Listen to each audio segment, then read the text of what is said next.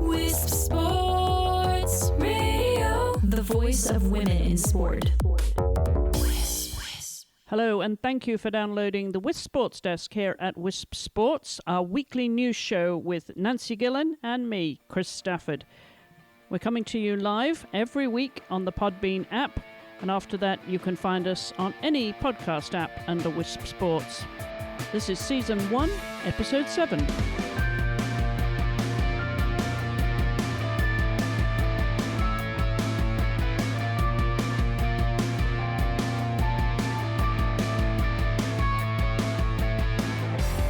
Nancy, where are you this week? I'm in England this week, so I'm at home, which is quite nice after travelling for a while. Yeah, you've been out and about, haven't you, quite a bit? You're coming back now from Warsaw, Poland. That was the last trip, wasn't it, for some sports politics? Yeah, so I was out there at the weekend. So that was for the European Olympic Committee's General Assembly, which was... there was nothing amazingly groundbreaking that happened, but it was still quite interesting. There were a few things that came out of that we could probably talk about later on. So yeah, it was interesting. Yeah, we'll look forward to catching up with that. There's some gender issues, obviously, they're important to us, so we'll look forward to that. As I say, every week we bring you the latest news from around the world of women's sports with my friend Nancy Gillen, who, of course, pens regularly for InsideTheGames.biz. And, of course, you can find those stories there. We always put links to the stories that we cover on the show notes with each episode, and that's at wisports.com. Well, we're going to kick off this week. Nancy, I'm excited. I get a little bit of a buzz when the World Cup skiing season starts. I have to say I'm a big fan of World Cup skiing. So it was particularly exciting this week because we kicked off in Solden, which is traditionally the season opener in Austria with the giant slalom. But there was a little bit of an upset. You know, often at the start of the season, even those first few opening races, certainly in the technical side of the skiing, of downhill skiing racing, there's sometimes some upsets. And I guess you could say there was a little bit of an upset this week because 17-year-old New Zealand sensation Alice Robinson, she's completely stole the show out there, beating the favourite, Michaela Schifrin. Of course, Michaela Schifrin won the Golden Globe last year. That's the Golden Globe, the Crystal Globe. She probably thinks they're all golden by now because she's won so many. But she won the Crystal Globe there. But this time, she had a little bit of competition at the first race there of the season when Alice Robinson, who, as I say, just 17, she was the junior world champion. And she earned a spot in the finals last year and upset everybody when she actually shocked them by coming second there in the giant slalom too. So she made her mark last year, but this season she's kicking off with a first place there, just 0.06 of a second, claiming her first ever World Cup win. So congratulations to her. We'll be following her, and I'm sure it's going to be an interesting season if that's the kind of form that she's on. So anyway, that's where we're going to start our news this week. I thought, what better? I love the title to that story too, Alice in Wonderland. That's the kind of headline we like, isn't it? Yeah, and I think, I don't follow skiing that much, but I know a little bit about it, and I think people thought that Schifrin was going to come in and just kind of dominate from the start, and the fact that in the first event she hasn't won. Hopefully it means that will continue throughout the rest of the season as well, because a little bit of competition is never a bad thing.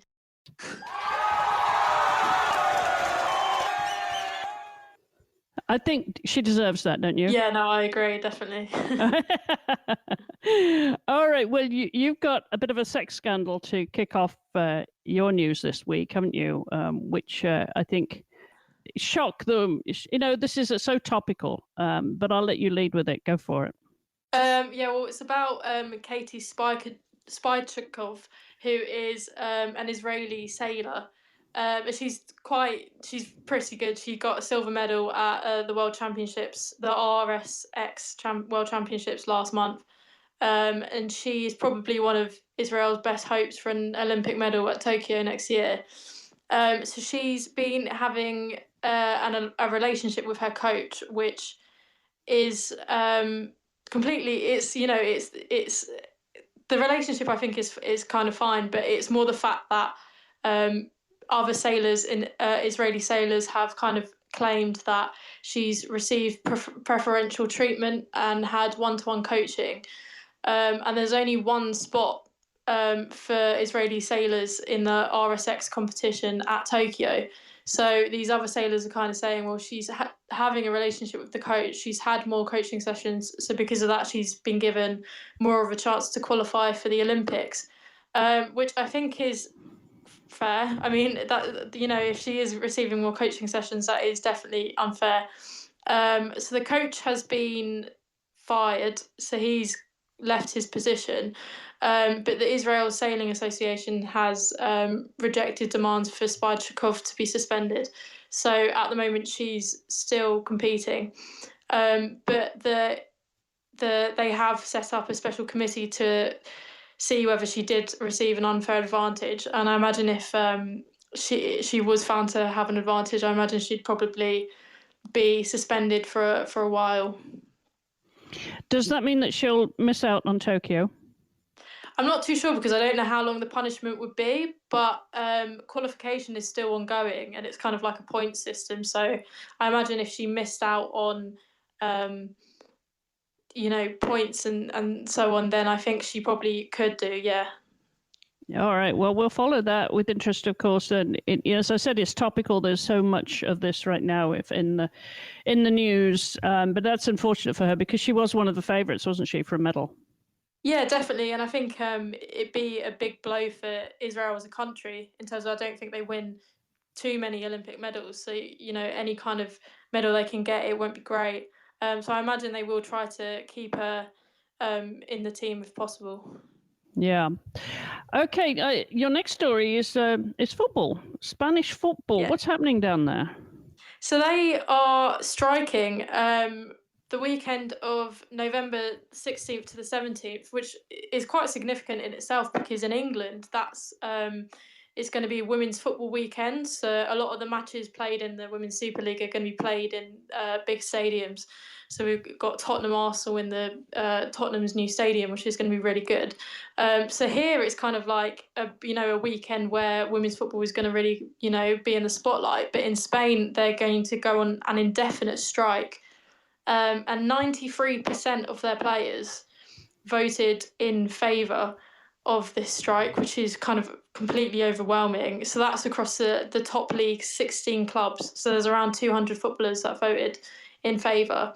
And they're basically pushing for an agreement which kind of sees a minimum wage, maternity leave and paid time off.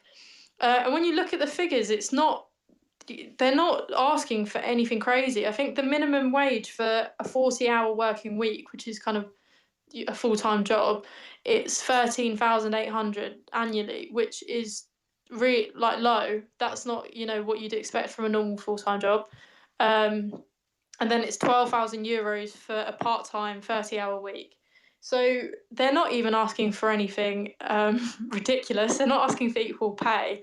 They're just asking that every club in the top league gets some kind of a minimum wage at least. And then, like I said, the strike is indefinite. So it seems like it's just going to keep going on until the relevant people kind of put that in place. And I really can't see why they wouldn't, because it's not really asking for anything at all. No, it certainly isn't. And, that segues nicely to another story we've got this week about the US women's national soccer team here appointing their new head coach. And that was the big news this week. But they, too, of course, are in the fight for equal pay.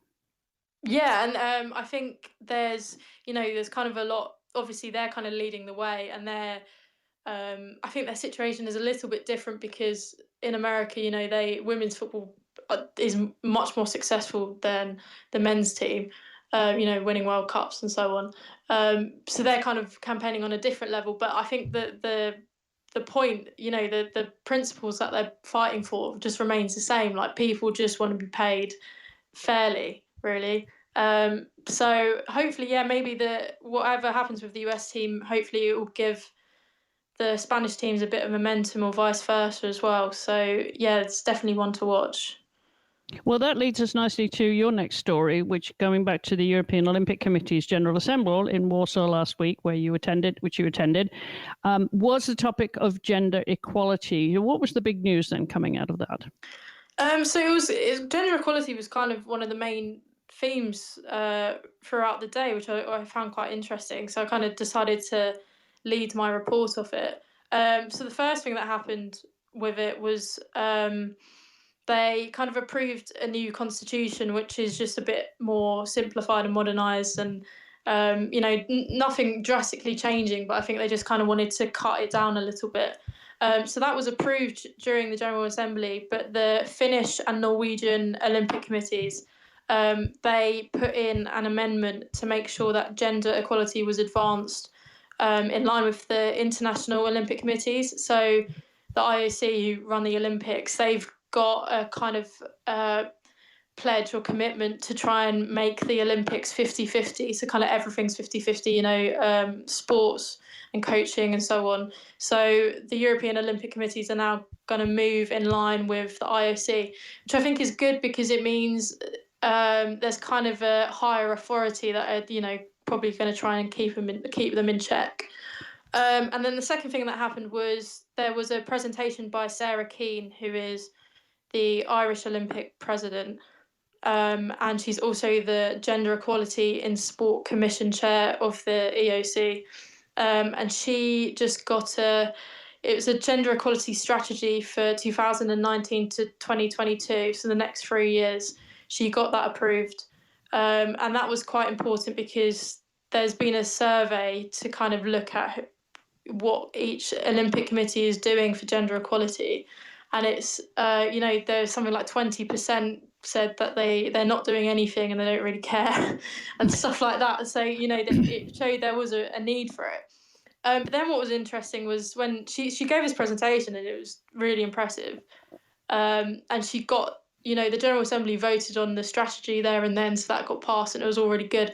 But then I heard, you hear, when you're kind of reporting on these things, you hear things. And I heard that a few people thought she was being too pushy and aggressive, which is something that a lot of confident women, when they're trying to, just push change, they get accused of being too pushy and too confident. So it was good. It was progress, obviously, that this gender equality strategy got put in place. But then you could see the fact that, there's still so much work to be done. The fact that she was making that presentation and people there were thinking she was being too aggressive, which was just ridiculous. So still work to be done there, I'm afraid. Yeah, there is, but yeah, it's progress. I think this is worth one of those. Yeah, definitely. All right. So on to the next story, because talking about gender equality, and I think the sport really has led the way with this. Thanks mostly, of course, to Billie Jean King and her efforts over the years, is tennis. It was the WTA finals, and you've got an update on that. Yeah, I think there was a bit of a shock because Barty, who has been the main, kind of one of the best players this year, she lost to Kiki Bertens, who was invited. She was kind of like a last-minute replacement. So she was invited into the tournament and she beat Barty. I think it was... So she lost the first set 3-6, but then won 6-3, 6-4. So, there's been that's just been quite an interesting tournament to see because it's the best 8 female tennis players in the world at the moment, and it's just interesting to see kind of who's beating who. But that's quite good news from that because the prize money for that has doubled from last year. So I think it was $7 million last year, and now it's $14 million this year. So the prize money has increased a lot. But yeah, I'm enjoying keeping up with that tournament and seeing how that goes. Oh, I think we definitely like that. Yeah, that's worth an applause. It definitely is. All right, so some changes at the top of sports admin now. One, of course, as I mentioned earlier, was the announcement this week of the new head coach for US Women's Soccer, which, of course, is big news because he steps into big boots, of course, with replacing Jill Ellis.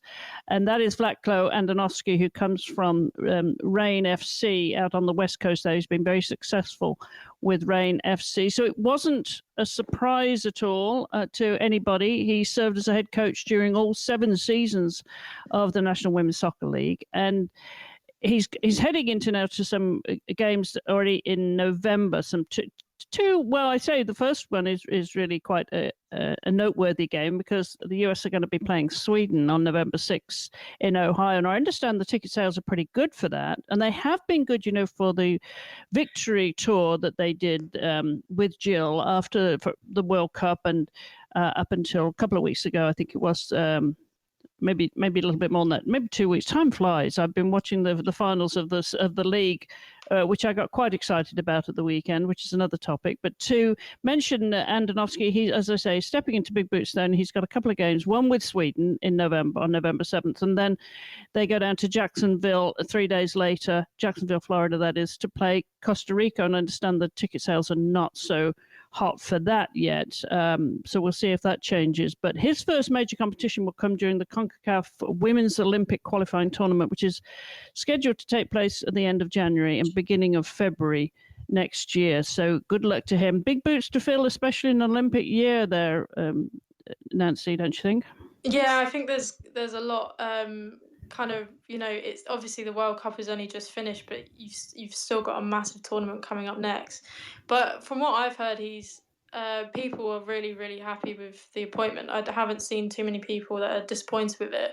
I think it's quite good that he's come from the American League as well, and has an idea of players and so on. Because I think that was when England here appointed Phil Neville. The main criticism was that he had absolutely no clue about women's football, because he'd never worked in it whatsoever. So I think, obviously, if you get someone from a domestic league, then I think you're always going in the right direction. Yeah, it certainly has got the form. But then, of course, there will be the critics that say, why couldn't they find a woman to do this job? Which is a fair point. Obviously, we want more women's coaches. But I wonder, in the interest of being a fair journalist here, if the men would have said that, if a woman had got the job as coach of a men's team in any sport, if they would have said, well, couldn't we have found a man to do that? Yeah, I don't think they necessarily would. I don't know. I always think it's kind of the best person for the job. I do think it is important you have representation, like at the highest levels. But maybe more important is that the American team keep succeeding and keep inspiring young girls and women to get involved in football, and then maybe we'll have more female coaches. So yeah, no, I think it's there's kind of pros and cons for that, really. I don't know who else was up for it. I don't know people. I don't know, like Laura Harvey. I don't know if she was interested in it or. No, she declined apparently, and Paul Riley from the North Carolina Courage, he wasn't going to be doing it. So, Laura Harvey was one of she coaches the Utah Royals FC, and she certainly was a name that came up, but she did put her hand up and say no, she's going to stay where she is. Yeah, and I think there was the same debate when we hired Phil Neville, and I think it was again you had like Laura Harvey said no. I think at the time Emma Hayes, who's Chelsea manager, said no.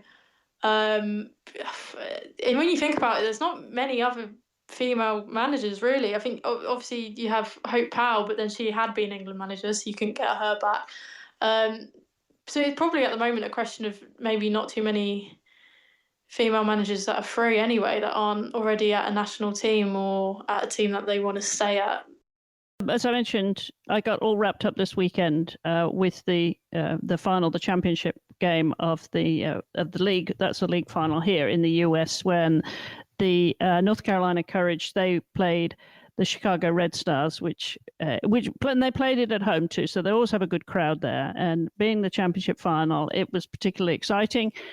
They did come in as favourite, of course. They won last 2 years, so they were going to be the team to beat. But boy, did they dominate, Nancy. They actually won 4-0, which I really felt for the Chicago Red Stars, because you knew that the Carolina Courage knew that they had to block out Sam Kerr. They had to keep Sam Kerr from getting anywhere near that ball, and they managed to for the most part. She did have a couple of misses, but it was a shame it was one-sided because it was a championship game, but it does show how successful that team has been under Paul Riley, their coach. So, kudos to them. And Julie just celebrating in style there in North Carolina, Cary, North Carolina at the home ground on Sunday. I really enjoyed that. I'm going to miss it. I'm going to have to follow a European team now. Yeah, you can follow Arsenal, our women's team. Pretty good. Yeah. I did. Sorry, I was just going to say I heard that the NWSL team of the season came out, and everyone was a bit confused about it, because you had people, I think like Rose Lavelle, who hadn't obviously had a great World Cup, but hadn't hardly started any league games whatsoever, and it was just, people were just a bit confused by it. I don't have the best knowledge of American, so I didn't look at the team and I wasn't like, oh, they've been good, they haven't, because I don't know too much, but I know that was causing a bit of controversy. Yeah, and of course, Alex Morgan, we should mention Alex Morgan. She didn't play since World Cup, and we now know why, don't we? Oh, yeah, of course, yeah. So, yeah. Because she's pregnant, expecting her first baby. Yeah, which is really good news. We like Alex, so good luck to her. Okay. Talking about new leadership roles now, Fran Connolly has been appointed as the new Chief Executive Officer to lead England netball.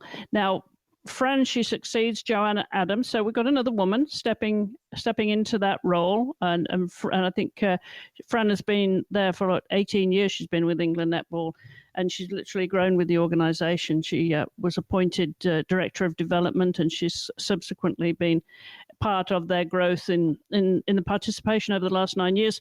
And I say growth because it's the fastest growing female sport, isn't it, netball?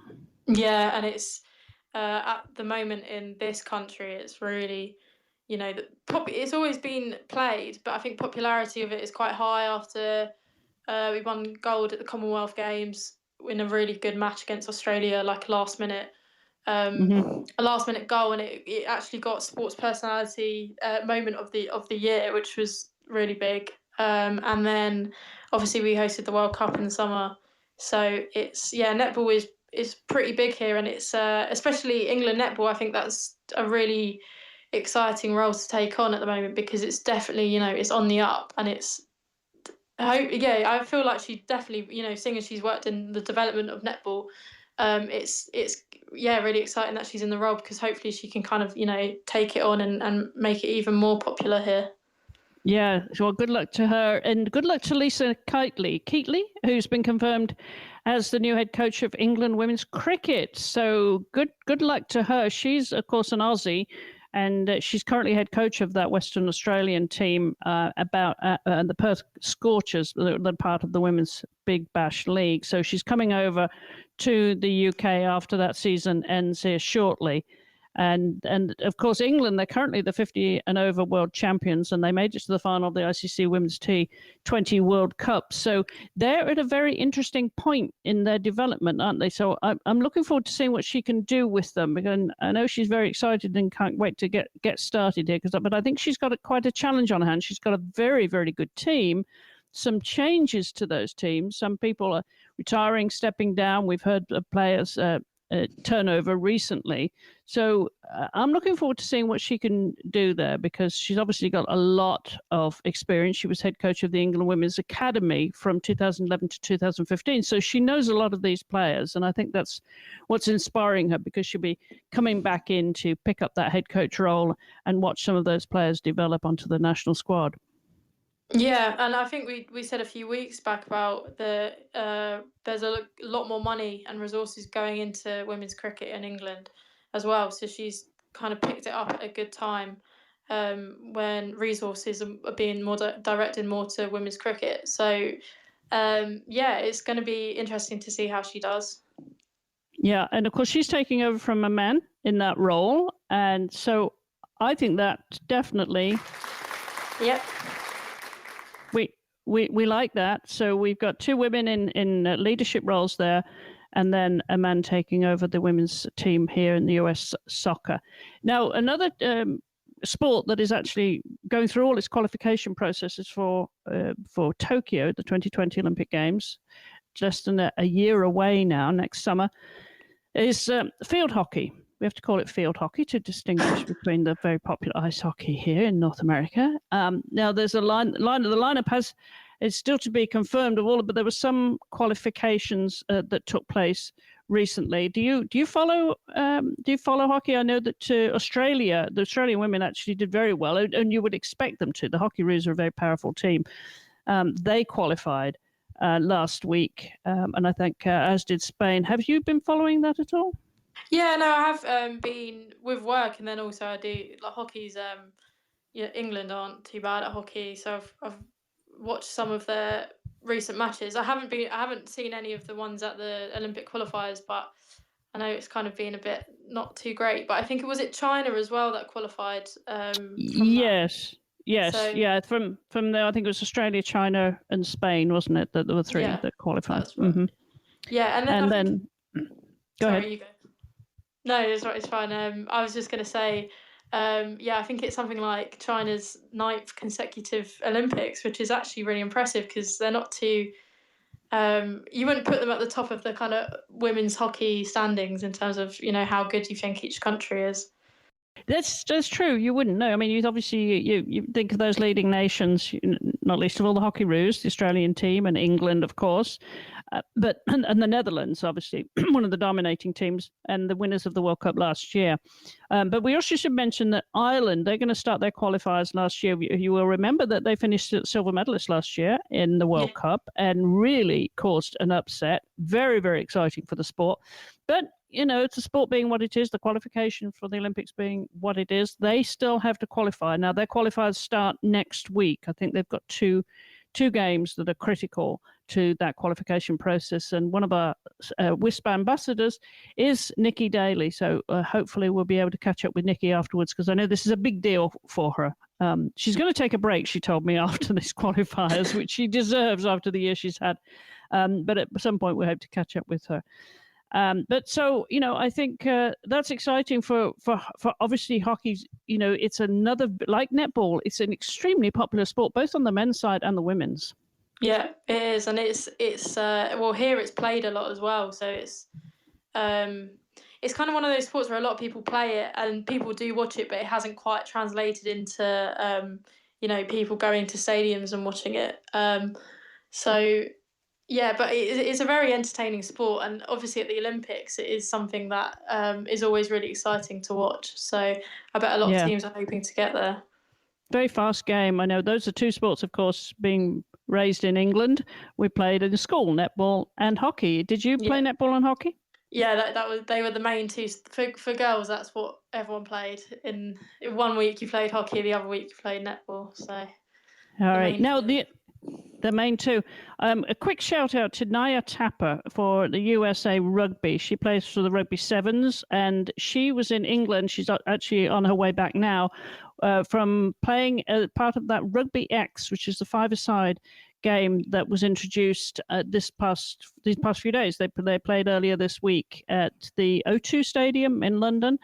And England actually won that in a 1-to-1 playoff, which was a very exciting new format. So we're going to be hearing about that here live on Podbean tomorrow. Naya is going to be joining me to tell us how that went and what she thought to that new format. That would give us a third format in rugby. So stay tuned for that. But I think that's about it for this week, isn't it, Nancy? Yeah, no, it is. It's been a busy week, really. Lots of good stories from this week. Lots of great stories, and you'll be back next week, of course, same time, 10 a.m. Eastern. Where will you be, Nancy? This time next week, I think I still will be at home. Actually, I'm going to the UAE for bodybuilding, which is going to be an experience. But I don't think I've gone at that point, so I think I'll still be at home. Okay, great. Well, we'll catch up with you then. And of course, you can follow Nancy at Nancy_Gillen on her social media. And InsideTheGames.biz is where she blogs. You can follow us at WiSP Sports, wherever you follow social media. And of course, the show notes to this will be on the website at WiSP Sports.